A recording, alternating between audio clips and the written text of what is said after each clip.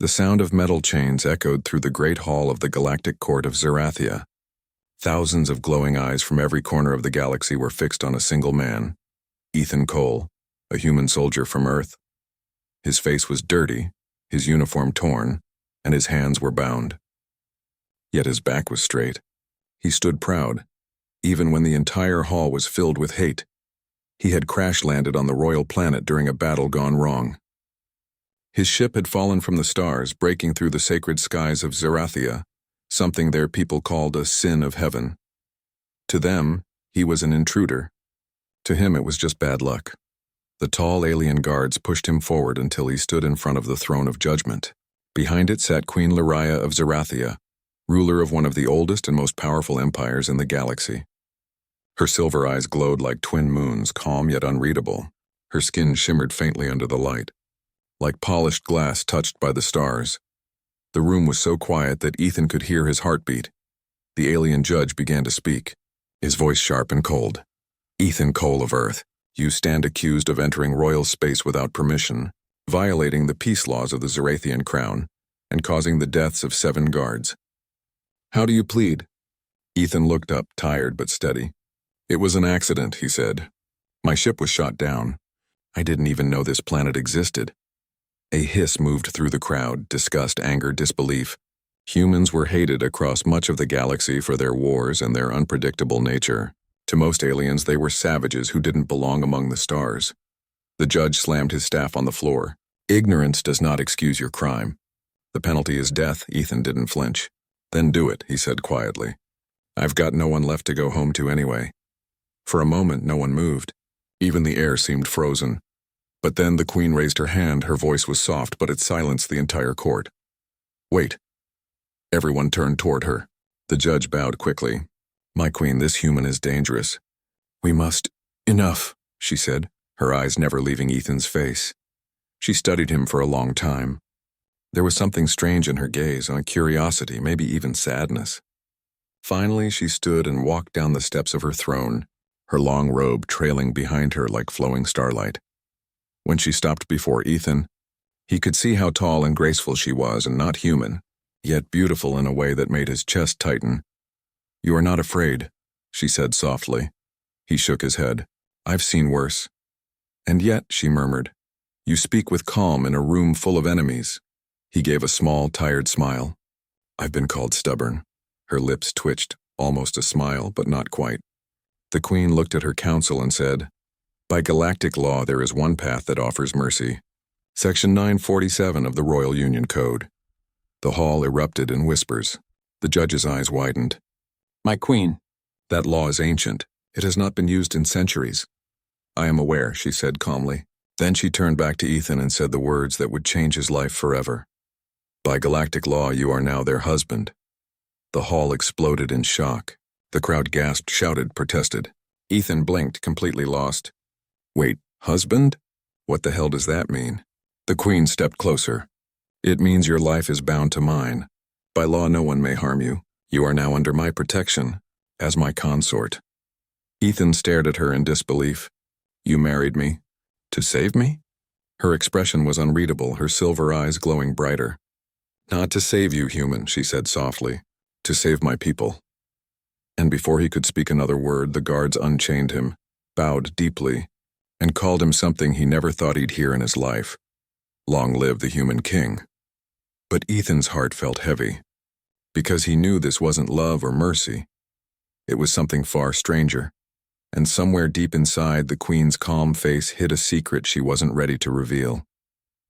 The trial was over. His life had been spared, but in that single moment, Ethan Cole had become something he never wanted to be, the husband of an alien queen. And his story had just begun. The golden doors of the queen's palace closed behind Ethan Cole with a low hum. Guards in shining armor bowed slightly as he walked in, though their eyes carried the same look and suspicion. To them, he wasn't a husband. He was an intruder wearing a title that didn't belong to him. The palace was unlike anything Ethan had ever seen. The walls shimmered like living crystal, reflecting soft lights that shifted with every heartbeat. Strange music floated through the air, gentle, distant, almost like the palace itself was breathing. He was led into a private chamber, large and bright. A table filled with fruits he'd never seen stood nearby, glowing faintly. It was beautiful, but Ethan felt nothing. Beauty meant little when you didn't belong. Moments later, the queen entered. Her long robe trailed across the glass floor like liquid light. Her face was calm, unreadable as always, but her silver eyes studied him closely, as if she wanted to understand something he couldn't see. "You will stay here," she said. "This is your new residence." Ethan crossed his arms. "You mean my prison?" Her voice stayed calm. "No, you are protected by royal law now. No one can touch you." He gave a dry laugh. "So I'm your husband by law, but still your prisoner by truth." Lariah didn't reply. She simply turned and looked out through the wide window, where two suns shone over the alien city. Her voice softened. "You think I did this for myself, don't you?" Ethan frowned. "Didn't you?" She sighed quietly. "Our world is fragile, human. The Great War destroyed many alliances. The Council demanded your execution to prove our loyalty to the galaxy. But if I killed you, Earth would send armies in return. If I saved you by mercy, they would call me weak." She paused. "So I used the only law left that no one could question." "Marriage," Ethan said bitterly. "Convenient." Her gaze turned toward him again, sharp yet strangely sad. "You think I wanted this? My people do not even understand your kind. To them, humans are chaos wrapped in flesh. Yet you stood before death and did not beg. You faced an empire without fear. That is rare, even among my own kind." Ethan didn't know how to answer. He looked down at his scarred hands. "Fear doesn't change anything. It just makes dying slower."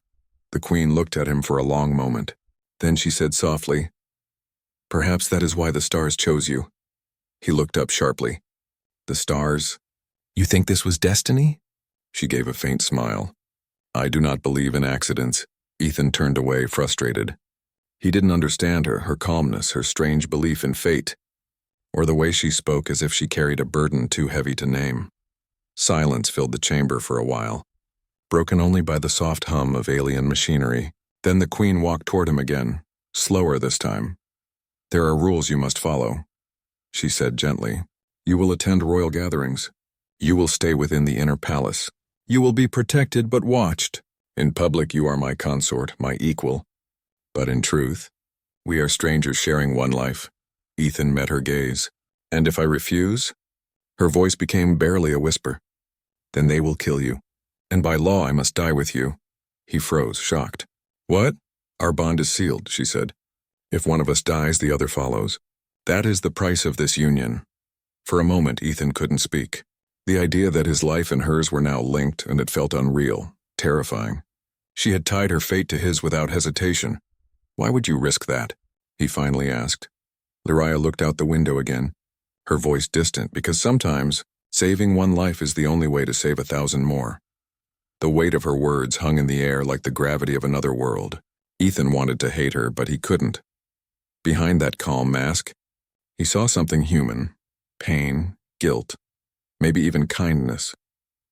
As the night fell over the glowing city, Ethan lay awake on his bed, staring at the strange stars outside. He wasn't sure what hurt more, being a prisoner on a foreign planet, or realizing that the woman who saved him might be lonelier than he was. Somewhere in another chamber, the queen stood by her balcony looking up at the same stars. Neither of them spoke. But somehow, for the first time since the trial, they both felt the same thing, not hatred, not anger, just quiet sadness. And it was in that silence that the first thread of something new began to form. Something fragile, dangerous, and beautiful. The palace of Zerathia was filled with light, music, and voices, but for Ethan Cole it felt cold and hollow. He wandered through long corridors of crystal and gold, watched constantly by guards and servants who bowed but never smiled. To them he was not a man. He was an object, a political symbol, a living reminder of the Queen's strange decision. Every day the Queen and her council met in the Great Hall. Ethan was not allowed to attend. He stayed in his chambers, surrounded by alien beauty that meant nothing to him. He often thought of Earth, of blue skies, of rain, of his brother's laughter. But those memories hurt too much, so he pushed them away. At night he would sit by the window and stare at the stars. They looked the same as back home, distant, silent, untouchable. He wondered if his people even knew he was alive. One evening, while walking through the garden, he heard a soft sound, a voice, faint and trembling. He followed it until he reached the balcony overlooking the city. There stood Queen Lyraya, her royal mask gone, her silver eyes reflecting the twin moons. She was crying. Ethan froze. He had never seen her like this. The proud, calm ruler who had faced the entire court now looked human. He spoke gently. I didn't know queens could cry. Lyraya turned quickly, wiping her tears. You shouldn't be here. Neither should you, he said. But here we are. For a moment, neither spoke. The night air carried a soft breeze between them. Finally, she sighed and said, My people think strength means never showing pain, but every decision I make costs lives. I carry the weight of 1,000 mistakes. Ethan walked closer, still careful.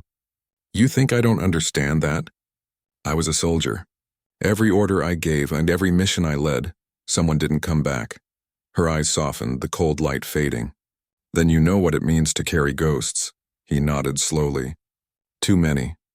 They stood in silence, two leaders from different worlds, both scarred in ways no one else could see. After that night, something began to change. Lyraya started visiting him more often, sometimes with questions, sometimes with quiet company. She would ask about Earth, about oceans, music, and food.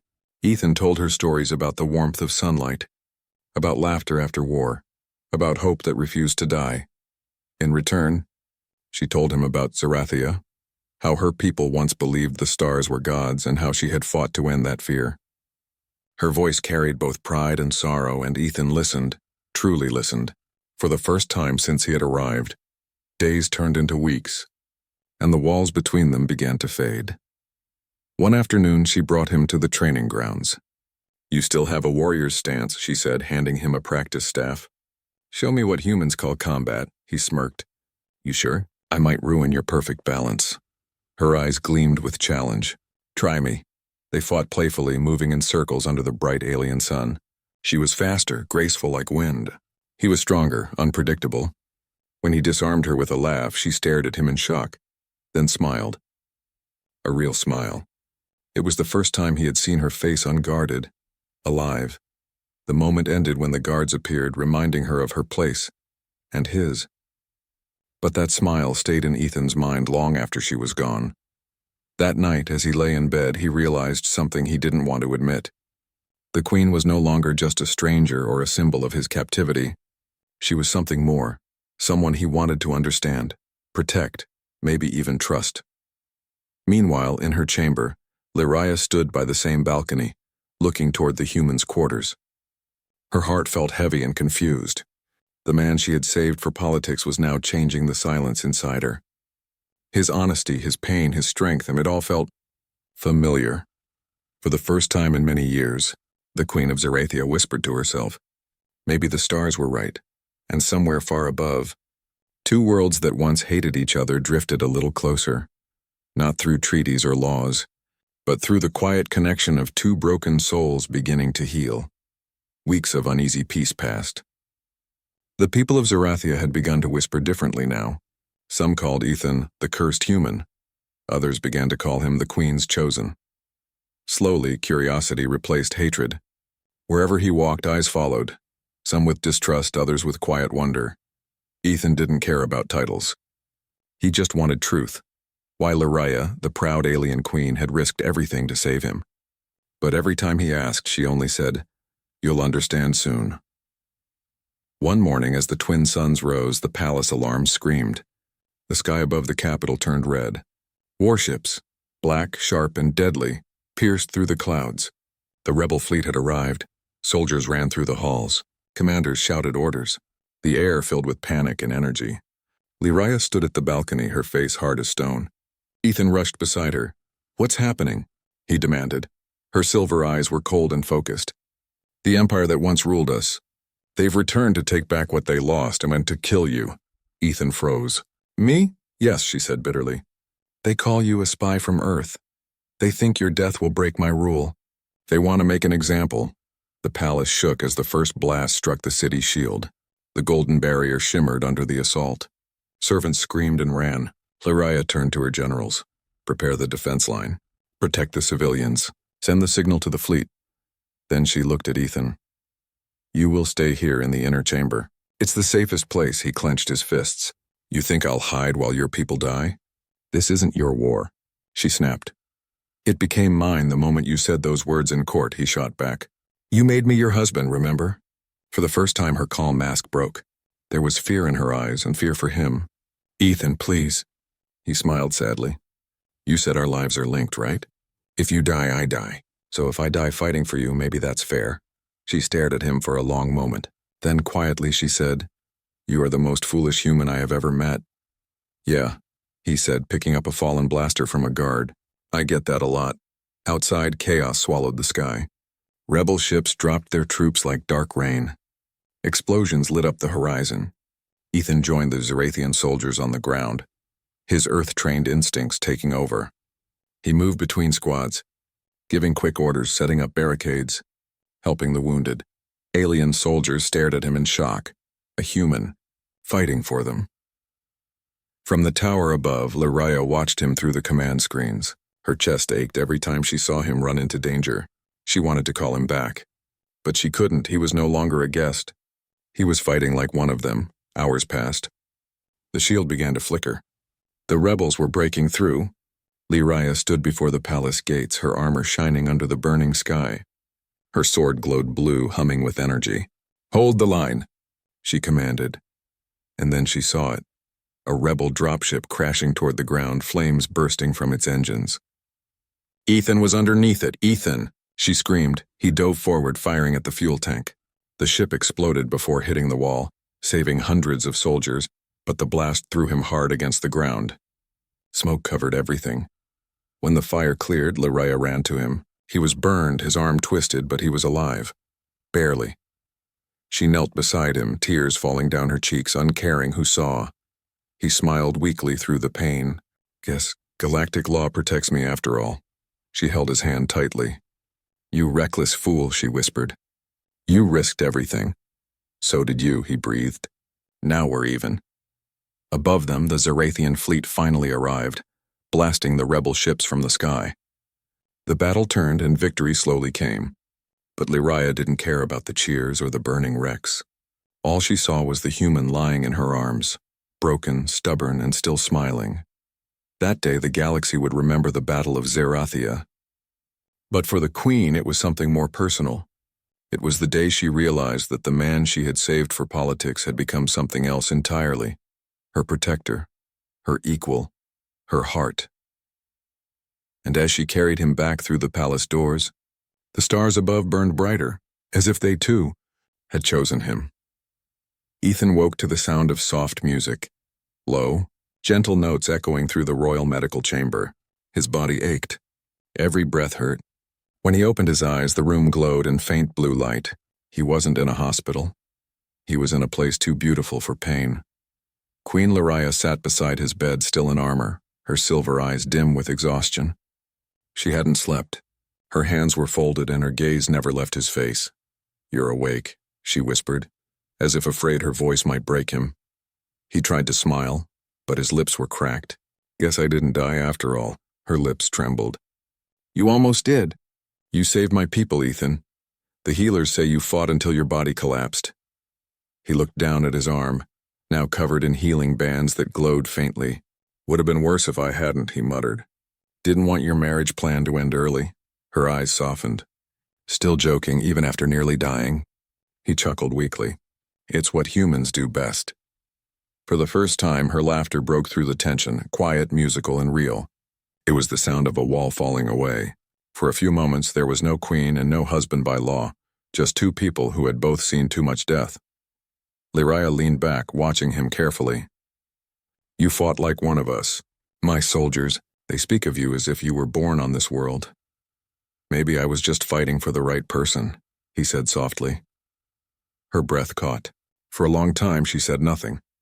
Then she whispered, You should rest, but she didn't leave. Instead, she stayed by his side through the night, talking in low tones. She told him about the stars she ruled, how each one had a name, a history, a memory. He told her about the sky of Earth, the smell of rain, the sound of waves. Two worlds, two hearts, slowly weaving into something neither of them had expected. Days passed. Ethan healed faster than the doctors predicted. He began walking again, and sometimes when no one was watching, he and the Queen would wander the palace gardens together. One evening, as the sun set, painting the horizon golden violet, Ethan asked, "Why do you always stand by the same fountain?" She smiled faintly. "It's where I said goodbye to my mate. He died before I became queen.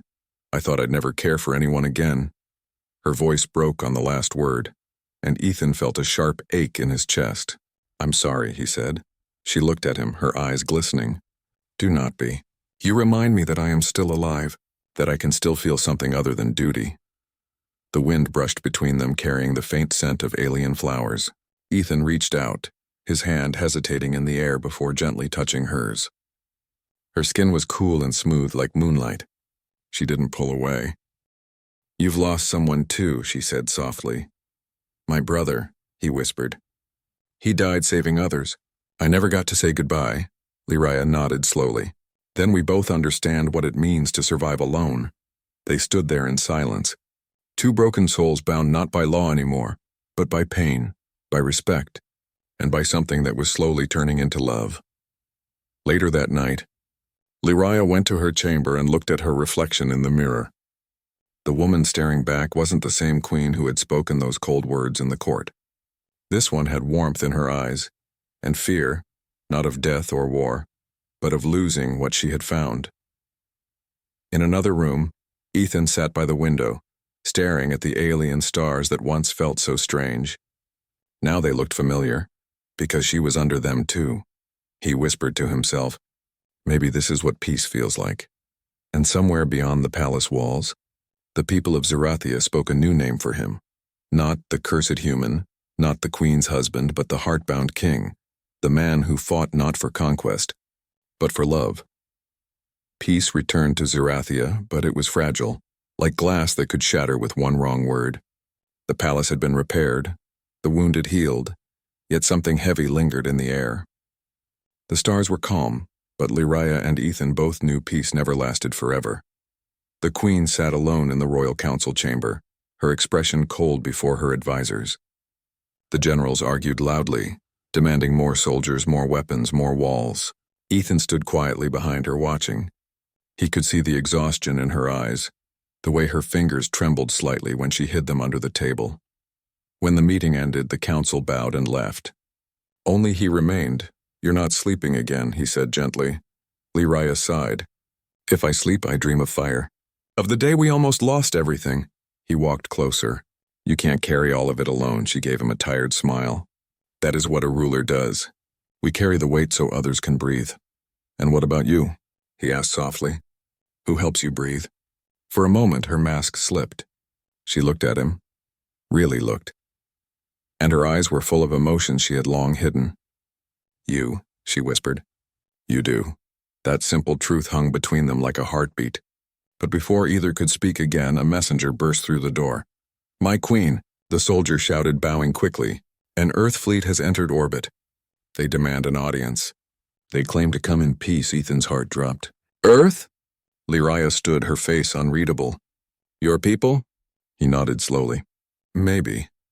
Or maybe not the kind of people I want to claim." When the fleet sent down its signal, the queen agreed to meet them. Ethan went with her. The landing bay was filled with tension.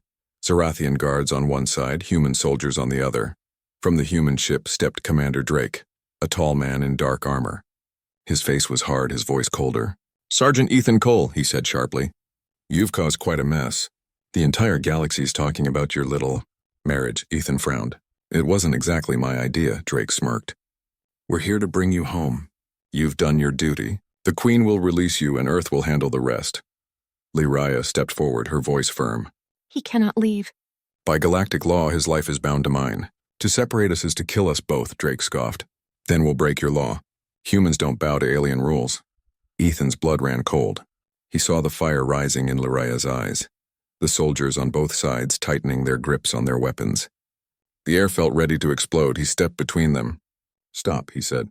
"No one's dying for this." "Not again," Drake glared. "You'd choose them over your own people?"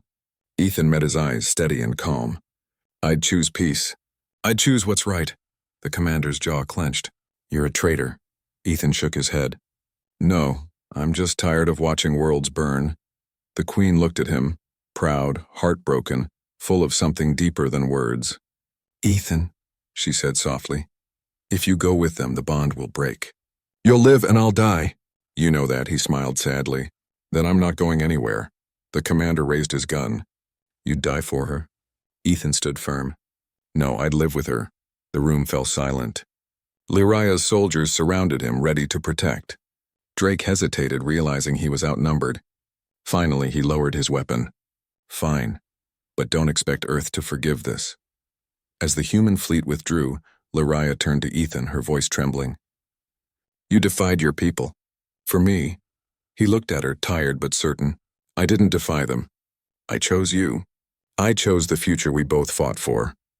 For a long moment, she said nothing. Then slowly, she took his hand. Her touch was warm now, no longer cold or royal. You are more Zerathian than most born here, she whispered. He smiled softly. Maybe I just fell for the wrong planet.